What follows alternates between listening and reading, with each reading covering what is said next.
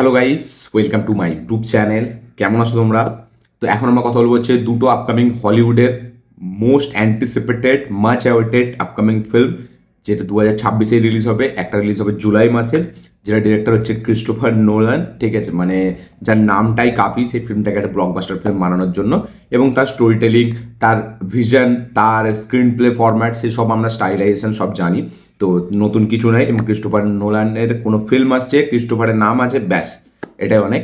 তো তার upcoming cinema ওডিসি, সেই সিনেমার অফিসিয়াল কালকে একটা ট্রেলার ছাড়া হয়, সরি কালকে না, কালকের আগের দিন, বাট আমি কালকে রাতে এটা লাইভ রিয়াকশন দিই, প্রথমবার ট্রেলারটাকে দেখি।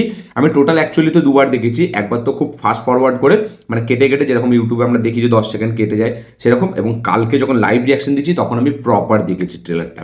তো সেটা নিয়ে কথা বলবো যে ট্রেলারটা আমার লাগলো কেমন। তার পাশাপাশি কথা বলবো হচ্ছে আমাদের, যেটা নিয়ে আমি মারাত্মক লেভেল এক্সাইটেড। ঠিক আছে, মানে আপনারা সকলে বুঝতেই পেরে গেছেন, অ্যাভেঞ্জার্স ডুমসডে তার কালকে অফিসিয়াল যে ট্রেলার সেটা ছাড়া হয়েছে। মানে যেই ট্রেলারটা লিক হয়ে গেছিলো স্টিভ রজার্সের, মানে হচ্ছে ক্যাপ্টেন আমেরিকা, সেই ট্রেলারটাই কালকে রুশো ব্রাদার্স তারা অফিসিয়ালি এটাকে ছাড়ে সোশ্যাল মিডিয়ায়, এবং ইউটিউবেও কালকে চলে আসে।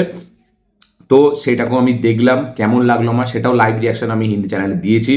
আমার কীরকম কী লেগেছে, আমার কী রিয়াকশান ছিল সেটা আমি শেয়ার করেছি। লিঙ্ক ডেসক্রিপশানে আছে আমার হিন্দি চ্যানেলের, অবশ্যই যান, অবশ্যই গিয়ে চেক আউট করুন। এবং আমি এই দুদিনে প্রচুর ভিডিও ছেড়েছি, মানে লাইভ রিয়াকশানে। সেখানে আমাদের প্রজাপতি 2 এর ট্রেলার থেকে শুরু করে আমাদের দৃশ্যম 3 অ্যানাউন্সমেন্ট, তার আগে আমাদের ছেড়েছিলাম, ওই নামটা ভুলে যাচ্ছি, আমি ভুলে যাচ্ছি এই মুহূর্তে। তো যাই হোক, কালকে ওডিসির ছেড়েছি, অ্যাভেঞ্জার্সের ছেড়েছি, তো সবের লাইভ রিয়াকশন আমার ওই চ্যানেলে পেয়ে যাবেন, আপনারা চাইলে গিয়ে চেক আউট করতে পারেন। এখন আমরা এই ট্রেলার দুটো রিভিউ করবো বাংলাতে। তো চলো ভিডিওটা শুরু করা যাক। সব থেকে প্রথম যদি আমি অ্যাভেঞ্জার্স নিয়ে কথা বলে নিই, দেখুন যেই ট্রেলারটা আপনারা লিকে দেখেছিলেন সেই সেম ট্রেলার আপনারা এখানে দেখতে পাচ্ছেন। হ্যাঁ, এই ট্রেলারের এই ট্রেলারে কিছু স্পেকটাকেল কিছু নেই, ঠিক আছে, মানে এই ট্রেলারটা একটা খুবই ইমোশনাল টাইপের ট্রেলার। এবং এই যে ক্যাপ্টেন আমেরিকা, আমরা জানি সে মানে চলে গিয়েছিল, ঠিক আছে, সে কখনো ফিরবে না, এটা আমরা জানতাম এন্ড গেমের মাধ্যম দিয়ে। বাট তাকে যে নিয়ে আসা হচ্ছে, ঠিক আছে, মানে তার একটা শায়দ অন্য ভার্সন আমরা দেখতে পাবো, বা টাইম ট্রাভেল করে তাকে আগে, সে আগে আসছে, বাট তাকে যে দেখা যাচ্ছে না, এটাই ইটসেলফ বড় ব্যাপার। মানে সে তার কি রোল, কি গুরুত্বপূর্ণ, কি থাকবে কি থাকবে না, সেটা বড় ব্যাপার। বাট স্টিভ রজার্সকে আমরা মানে ডুমসডেতে অ্যাভেঞ্জার্সে দেখতে পাবো, এটাই ইটসেলফ বড় ব্যাপার। এবং তাকে যখন রুসো ব্রাদার্স নিয়েছে, মানে তার ডেফিনেটলি কোনো বড় একটা রোল আছে, নাহলে তাকে কোনোদিনও রুসো ব্রাদার্স কাস্ট করতো না, এবং সে যথেষ্ট ফাটিয়ে দেবে সিনেমার মধ্যে, এটা আমরা দেখে বুঝতে পারছি। বাট এই ট্রেলারটা খুব ইমোশনাল একটা ট্রেলার, আমরা দেখতে পাচ্ছি সে যাচ্ছে, বাড়িতে ঢুকছে, তার শ্যুটটায় হাত দিচ্ছে, তার ছেলেটাকে সে কোলে নিচ্ছে। তো এই যে মুমেন্টসগুলো, সেইগুলো কিন্তু হেভি একটা জিনিস ক্রিয়েট করে, এবং এটা আলাদাই একটা ফিলিংস, আলাদা একটা ভাইবস ক্রিয়েট করে। যে মানে অ্যাভেঞ্জার্স মানে আমরা জানি যে এই মানে অ্যাকশন স্পেকটাকেল বেস সিকুয়েন্স, কিছু ডায়লগস, হেভি পাঞ্চলাইন্স, কিছু comedy sequence. But Russo brothers যখন আসে তাতে কিন্তু ইমোশনও ভরপুর থাকে। আপনারা যদি ইনফিনিটি ওয়ারে দেখেন বা এন্ড গেমে দেখেন, লাস্টের সিকোয়েন্সগুলো কিন্তু যথেষ্ট ইমোশনাল, এবং সেটা কিন্তু সত্যিই আপনাকে কাঁদায়। তো সেইটা, এবং উইন্টার সোলজারও যদি আপনি দেখেন, সেখানেও কিন্তু তারা কিন্তু ভালো ইমোশনাল কিছু সিকোয়েন্স রেখেছিল। তো মানে রুশো ব্রাদার্স মানে এমন না শুধুই স্পেকটাকেলের ওপর নির্ভর না, তারা ইমোশনটাকেও ইউজ করতে জানে। এখানেও আমরা সেটাই দেখতে পাচ্ছি, খুবই প্রিমিয়াম লাগছে দেখতে, এবং খুব কালার গ্রেডিং করা, হেভিভাবে ট্রেলারটাকে প্রেজেন্ট করা, খুব 90s আগে আমরা বুঝতে পারছি এই যুগটা অনেকটা আগে, ঠিক আছে, মানে হয়তো 90s 60 বা 70s বা 80s এরকম সেখানের গল্প হয়তো আমরা দেখতে পাচ্ছি এই টিজারটার মধ্যে, এই ট্রেলারটার মধ্যে। তো যাই হোক, আমার তো দেখে আমি সলিড মজা পেয়েছি, ঠিক আছে। মানে এতদিন লিক হচ্ছিল, আমি কথা বলিনি, আমি চাইছিলাম কখন অফিসিয়ালি আমি দেখবো।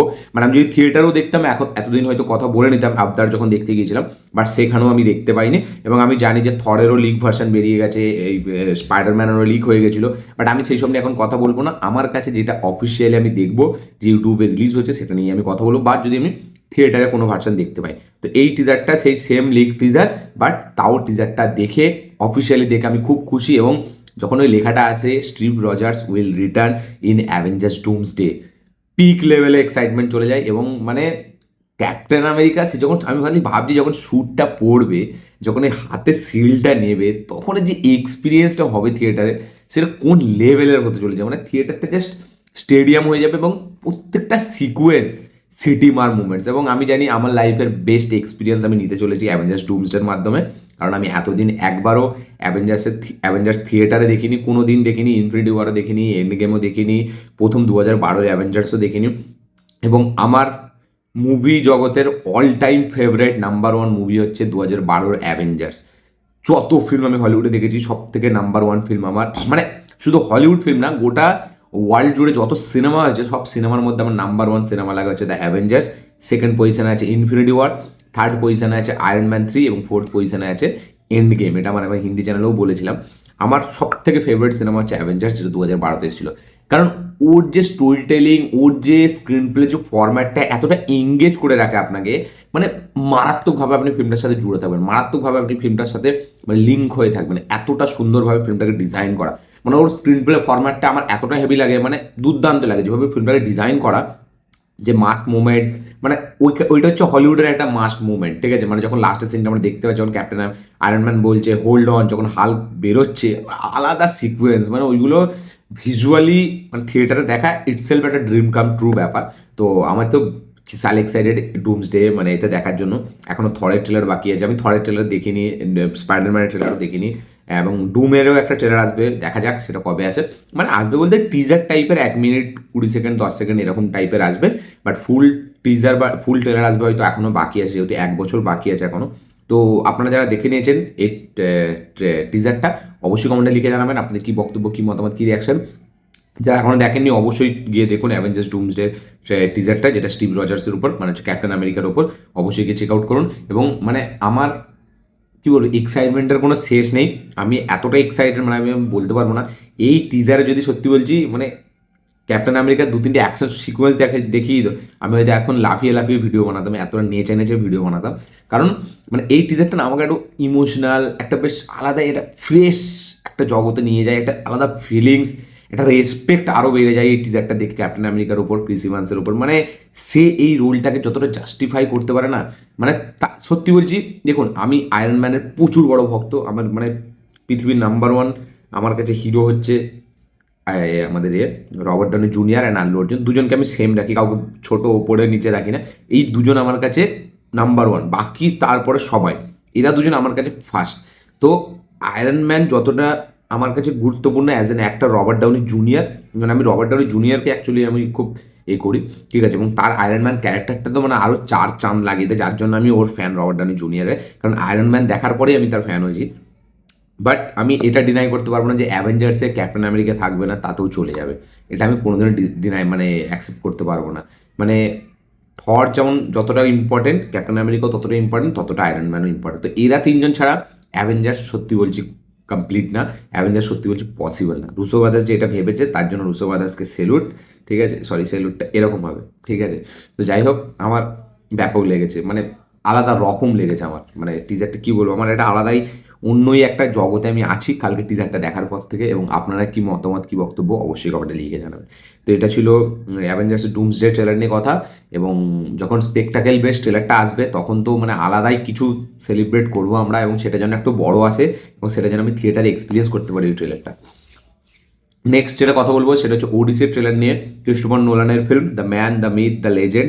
ক্রিস্টোফার নোলান, তার নামটাই কাফি, ঠিক আছে? আমরা জানি তার ট্র্যাক রেকর্ড, আমরা জানি তার স্ক্রিন প্লে বলার স্টাইল, আমরা জানি তার ডিরেকশন, আমরা জানি তার ভিশন, সব কিছুই টপ নচ, সব কিছুই মাইন্ড বগলিং। তো এবার সে একটা ওয়ার ফিল্ম নিয়ে আসছে, গ্রিক মাইথোলজির ওপর একটি বানানো একটি ওয়ার ফিল্ম, হিস্টোরিক ফিল্ম, যেটার নাম হচ্ছে আমাদের ওডিসি। লিড চরিত্রে আছে Matt Damon, Tom Holland, Anne Hathaway and Zendaya. তো এই ফিল্মটার ট্রেলার কালকে আগের দিন বেরিয়েছে, এই ট্রেলারটা আমি কালকে দেখলাম।